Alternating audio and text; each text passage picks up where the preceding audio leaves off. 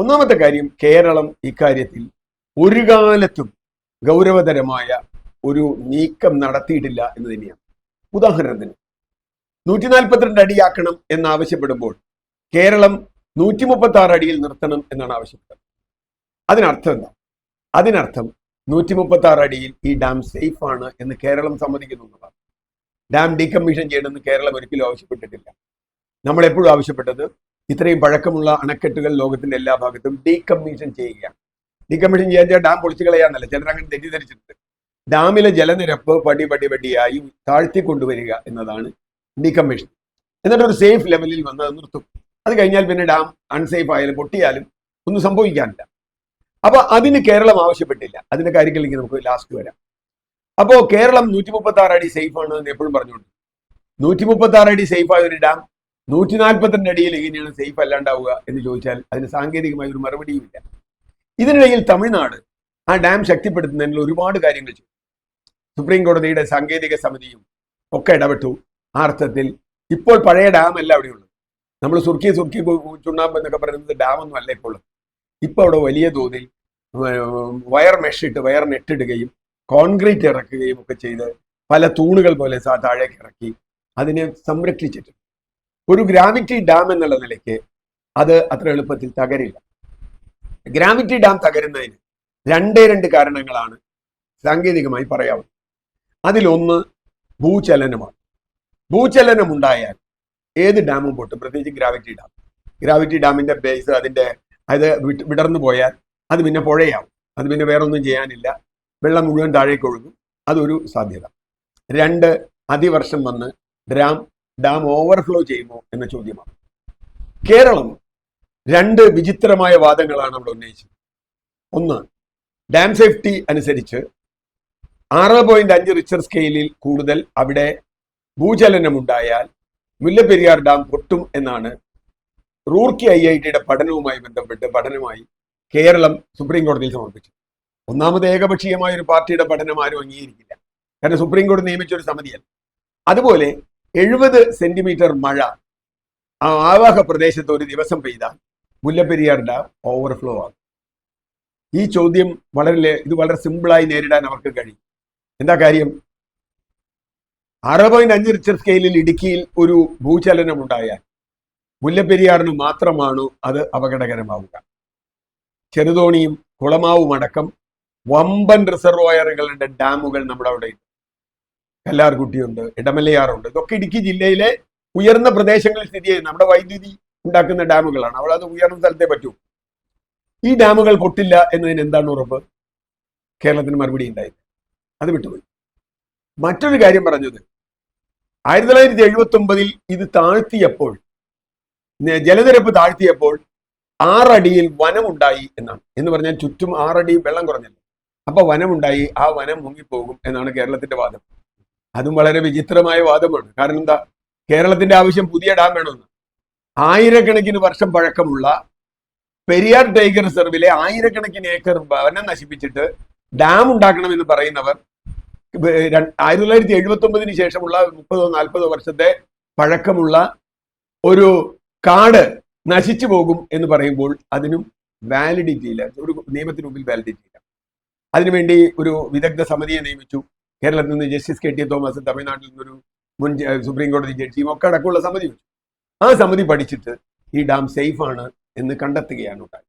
KT Thomas അടങ്ങിയ ആ സമിതിയുടെ റിപ്പോർട്ടാണ് സുപ്രീം കോടതി ആധികാരികമായി ശേഖരിച്ചത്. അത് വെച്ചിട്ടാണ് സുപ്രീം കോടതി മുമ്പോട്ട് പോയത്. ഇതിനിടയിൽ പരിസ്ഥിതി പ്രവർത്തകർ അടക്കമുള്ള ഞങ്ങളെ പോലെയുള്ള ആളുകൾ മറ്റൊരു ഓൾട്ടർനേറ്റീവ് മുമ്പോട്ട് വെച്ചു. ആ ഓൾട്ടർനേറ്റീവ് എന്താണ്? തമിഴ്നാടിന് വെള്ളം കിട്ടണം എന്ന കാര്യത്തിൽ ഒരു തർക്കവുമില്ല. പക്ഷേ കേരളത്തിൽ അതിന്റെ സ്റ്റോറേജ് പാടില്ല. സ്റ്റോറേജ് തമിഴ്നാട്ടിലായിരുന്നു. അപ്പൊ അതിൽ എന്ത് ചെയ്യണം? കാവേരി കരാറിൽ, ട്രിബ്യൂണൽ കരാറിൽ അങ്ങനെ ഒരു വ്യവസ്ഥയുണ്ട്. കർണാടക വെള്ളം കൊടുക്കും, തലക്കാവേരിയിൽ നിന്ന് വരുന്ന വെള്ളം. പക്ഷേ അതിന്റെ സ്റ്റോറേജ് തമിഴ്നാട് ചെയ്യും. എന്ന് പറഞ്ഞാൽ ഞങ്ങളുടെ നാട്ടിൽ ഇത് സ്റ്റോർ ചെയ്യാൻ പറ്റില്ല, വെള്ളം നിങ്ങൾക്ക് തരാം. ഇത് കേരളത്തിനും പറയാവുന്ന ഒരു വാദമാണ് സുപ്രീം കോടതി. എന്താ കാര്യം? കേരളത്തിന്റെ വ്യവസ്ഥ അനുസരിച്ചും ഇപ്പോഴത്തെ മഴയൊക്കെ അനുസരിച്ചും ഉരുൾപൊട്ടൽ അനുസരിച്ചും കേരളത്തിന് ആശങ്കയുണ്ട്. മുല്ലപ്പെരിയാർ സ്വാഭാവികമാണ്, അത് ആർക്കും ആശങ്ക ഉണ്ടാവും. അതുകൊണ്ട് ഞങ്ങൾ ഇതിന്റെ നിലനിൽപ്പ് താത്തി നിങ്ങൾ താഴെ വെള്ളം സ്റ്റോർ ചെയ്യണം. എന്ന് പറഞ്ഞാൽ ജലനിരപ്പ് താത്തി കഴിഞ്ഞാൽ കൂടുതൽ വെള്ളം തമിഴ്നാട് താഴെ സ്റ്റോർ ചെയ്യേണ്ടി വരും. നല്ല മഴയുള്ള കാലത്ത് വെള്ളം താഴേക്ക് പോവുക, അതവിടെ സ്റ്റോർ ചെയ്യുക, ഇതിന് ജലനിരപ്പ് താത്തുക. 104 അടിയിലേക്ക് ഇതിന് ജലനിരപ്പ് താഴ്ത്തിയാൽ ഈ ഡാം ഒരു കാരണവശാലും അപകടകരമല്ല. പിന്നെ അത് പൊട്ടിയാലും ഒന്നും സംഭവിച്ചാലും ഒന്നുമില്ല, കാരണം പിന്നെ മലയാണത്. അപ്പൊ അതുകൊണ്ട് 104 അടിയായാൽ അവരെങ്ങനെ വെള്ളം കൊണ്ടുപോകും? അവർ വെള്ളം കൊണ്ടുപോകണമെങ്കിൽ ഇപ്പൊ 124 അടിയിൽ താഴെ വെള്ളം കൊണ്ടുപോകാൻ പറ്റില്ല. അതിനായി മലയിൽ ഒരു ടണൽ ഉണ്ടാക്കും. ആ ടണൽ ഒരു വനത്തിന് കീഴിൽ പോലുമല്ല, ഒരു മലയുടെ രണ്ട് വശത്തുമാണ്. അതും ഒരു ജൈവ വൈവിധ്യ സാധ്യതയൊന്നും ഇല്ലാത്ത ഒരു സ്ഥലത്താണ് ഈ ടണൽ പറയുന്നത്. നമ്മുടെ വയനാട് ടണൽ പോലെയൊന്നുമല്ല. ഈ ടണൽ വെള്ളം കൊണ്ടുപോകാനുള്ള ടണലാണ്. ഈ ടണൽ ഉണ്ടാക്കാമെന്നും അവർക്ക് വെള്ളം കൊണ്ടുപോകാമെന്നും 104 അടിയിൽ നിർത്താമെന്നുള്ള നിർദ്ദേശമാണ് ഞാനാണ് അതിൽ കർഷി ചേർന്ന് കൊടുത്തത്. വിദഗ്ധ സമിതിക്ക് കൊടുക്കുകയും വിദഗ്ധ സമിതി അംഗീകരിക്കുകയും സുപ്രീം കോടതിയുടെ 2014 വിധിയിൽ അത് കൃത്യമായി രേഖപ്പെടുത്തുകയും ചെയ്തു. ഇങ്ങനെ ഒരു ഓൾട്ടർനേറ്റീവ് വന്നിട്ടുണ്ട്. 2 സംസ്ഥാനങ്ങളും ആലോചിച്ച് അതിലൊരു തീരുമാനമെടുക്കണം എന്നാണ് സുപ്രീം കോടതിയുടെ വിധി. യഥാർത്ഥത്തിൽ ഇപ്പോൾ മുല്ലപ്പെരിയാർ പ്രശ്നത്തിലുള്ള പരിഹാരം അതുമാത്രമാണ് ശാസ്ത്രീയമായി. പക്ഷേ ഇതിനൊരു തടസ്സമുണ്ട്. അതാണ് ഞാൻ തുടക്കത്തിൽ പറഞ്ഞത്. ഇതിന്റെ തടസ്സം തമിഴ്നാട് ഒരുപക്ഷെ സമ്മതിച്ചാലും, ഇപ്പോഴും നിലയ്ക്ക് ചിലപ്പോൾ തമിഴ്നാട് സമ്മതിക്കും. കാരണം എന്തെങ്കിലും ഈ ഡാമിന് സംഭവിച്ചാൽ ഏറ്റവും വലിയ കുഴപ്പമുണ്ടാകുമ്പോൾ തമിഴ്നാടിനാണ്. കേരളത്തെ സംബന്ധിച്ചിടത്തോളം ഇത് താഴേക്ക് എത്ര ഒഴുകി വരും എന്നുള്ള ചോദ്യമുണ്ട്. മുല്ലപ്പെരിയാറിൽ നിന്ന് ഇടുക്കി എത്തുന്നത് വരെ 4 പഞ്ചായത്തുകളുണ്ട്, അയ്യപ്പൻ കോവിലടക്കം. ഈ 4 പഞ്ചായത്തുകളിൽ കുറച്ച് കുഴപ്പമുണ്ടാകും. മുല്ലപ്പെരിയാർ നിറഞ്ഞു നിൽക്കുമ്പോഴാണ് അതിനെന്തെങ്കിലും തകരാറ് സംഭവിക്കുന്നല്ല ഞാൻ പറയുന്നത്, സംഭവിക്കുന്നുവെങ്കിൽ. പക്ഷെ അത് ഒഴുകി വരുന്നത്, അത് വെള്ളം മാത്രമല്ല, കൂടെ ഒഴുകി വരുന്നത് നമ്മളിപ്പോ ഇതിൽ കണ്ടതാണ്. വെള്ളവും പാറയും മണ്ണും, വഴിയിൽ വീടുണ്ടെങ്കിൽ വീടും മനുഷ്യനും മരങ്ങളും എല്ലാം കൂടി ഒഴുകി എത്തുന്നത് ഇടുക്കിയിലാണ്. ഏതാണ്ട് 3-4 മണിക്കൂർ കൊണ്ട് ഇടുക്കിയിൽ അതെത്തുമ്പോൾ ഇടുക്കിയിൽ എത്ര വെള്ളമുണ്ട് എന്നതാണ് പ്രധാനപ്പെട്ട ചോദ്യം. അപ്പൊ ഇടുക്കിയിൽ, കാരണം മുല്ലപ്പെരിയാർ എന്ന് പറയുന്നത് ഇടുക്കിയുടെ 1/5 മാത്രം സ്റ്റോറേജ് ഉള്ള ഒരു ഡാമാണ്. നിറഞ്ഞ മുല്ലപ്പെരിയാറിൽ നിന്ന് വരുമ്പോൾ ഒരു പക്ഷേ 5 എന്നുള്ളത് 4-1 വർദ്ധിച്ചേക്കാം. എന്ന് പറഞ്ഞാൽ 3/4 ഭാഗം ത്തിൽ താഴെയാണ് ഇടുക്കിയുടെ നിറവെങ്കിൽ ഒരു പക്ഷേ ഇടുക്കിയിൽ ഒരു അപകടം സംഭവിക്കാതെ മുല്ലപ്പെരിയാർ അവിടെ ഒന്ന് വീണേക്കാം. അതിന്റെ മറ്റു കുഴപ്പങ്ങളൊക്കെ ഉണ്ട്, ഞാൻ പോകുന്നില്ല. നേരെ മറിച്ച് ഇടുക്കി നിറഞ്ഞു കിടക്കുമ്പോഴാണ് മുല്ലപ്പെരിയാറിന് എന്തെങ്കിലും സംഭവിക്കുന്നതെങ്കിൽ അത് വേറൊരു സെനേറിയോ ആണ് നമ്മൾ ഭാവനയിൽ കാണുന്നത്. വരുമോ എന്നുള്ളതല്ല ഞാൻ പറയുന്നത്. പക്ഷെ തമിഴ്നാടിനെ സംബന്ധിച്ചിടത്തോളം ഈ ഡാമിന് എന്തെങ്കിലും സംഭവിച്ചാൽ പിന്നെ അവർക്ക് വെള്ളമേ ഇല്ല.